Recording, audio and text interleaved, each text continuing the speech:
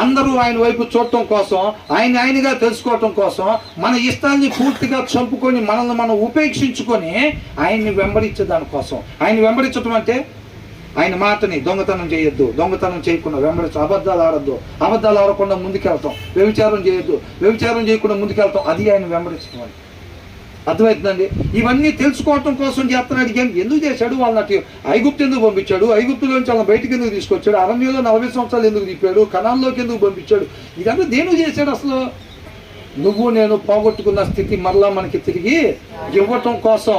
వెలకట్టలేని స్వాస్థ్యం, దేవునితో పాటు యుగ యుగాలు ఉండే గొప్ప భాగ్యం, అబ్రహాం ఆశీర్వాదాన్ని మనం పొందుకోవాలని చెప్పి ఆయన ఇష్టపడతా ఉన్నాడు. మన కోసం తన పరిశుద్ధమైన రక్తాన్ని కాచి తన ప్రాణాన్ని పెట్టి మన తరపున ఇంకా కూడా విజ్ఞాపన చేస్తూ ఉన్నాడు. ఆయనలాగా మనల్ని ప్రేమించేవాడు ఎవరు కూడా లేడు.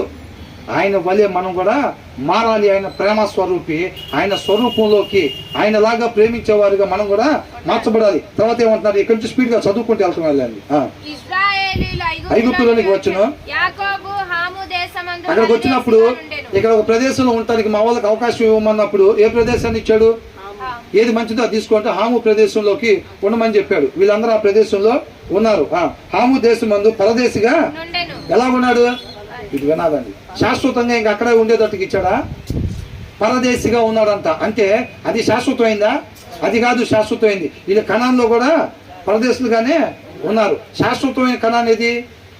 నిత్య జీవం, దేవునితో పాటు ఉండబోయేది. అర్థమవుతుందండి. తర్వాత ఏమంటున్నాడు? చూసారండి, అబ్రహాంకి ఇచ్చింది ఏం చేశాడు? ఇస్కరేణులాగా తయారు చేస్తాను నిన్నని చెప్పాడు. అవునా?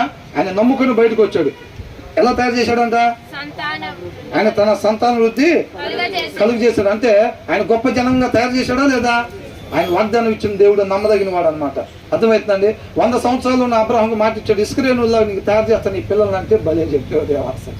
శారా ఏం చేసిందంట? లోపలండి పక్కన నవ్విందా? పక్క మన కూడా చెప్పాడు. అదేనా? దాంట్లో డెప్త్ మిస్ కాకూడదు, తీవ్రత మిస్ కాకూడదు. అందుకని ఎలా నవ్వేస్తా? పక్కమని నవ్విందంట. అందుకని నవ్విచ్చారు అక్కడ. అర్థమైందా? అట్లాగా నవ్విందంట. ఎందుకు నవ్వింది? ఓ పిల్ల పడతారని నవ్విందా? ఈ వయసులో పిల్లలు ఏంది? దేవుడు ఏం చెబుతున్నాడు? ఈయన బయటికి పోయి ఏమంటున్నాడు? నోరు తెచ్చుకొని పైకి ఆయన చుక్కలు చూడమనగా చుక్కలు చూస్తున్నాడు. నువ్వు బయటికి రా అంటే బయటికి వెళ్తున్నాడు. ఏం జరుగుతుంది అసలు అక్కడ అని చెప్పి. అవునా? చేసాడా లేదా? శారా పక్కుమని నవ్విందంటే విశ్వాసం ఉంచిందా లేదా? లేదు. ఆయన కార్యం చేయకుండా వదిలిపెట్టాడా? మనం విధేయత లేకపోయినా సరే ఆయన ఇచ్చిన మాటను ఆయన మర్చిపోదంటే. ఆయనలాగా ఉండాలి, ఆయనలాగా ఉండాలి, ఆయనలాగా ఉండాలి. మనం అంబేద్కర్ లాగా అవ్వాలి అని అంటే అంబేద్కర్ ఎలాగ ఏం చదువుకున్నాడు?